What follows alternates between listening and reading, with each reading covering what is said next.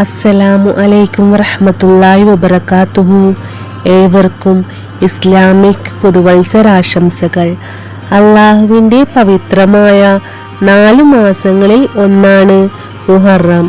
മുഹറം എന്ന വാക്കിൻ്റെ അർത്ഥം തന്നെ പരിശുദ്ധമായത് എന്നാണ്. ചരിത്രപരമായി വളരെ വലിയ പ്രാധാന്യമുള്ള ഒരു മാസമാണിത്.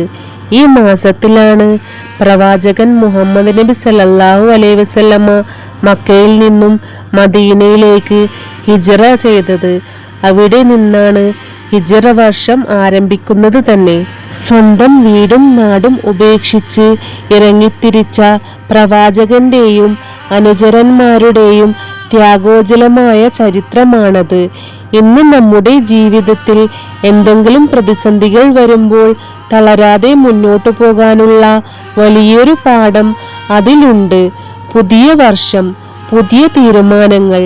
ഈ മുഹറം നമ്മുടെ ജീവിതത്തിൽ വലിയൊരു മാറ്റത്തിന് തുടക്കമാകട്ടെ.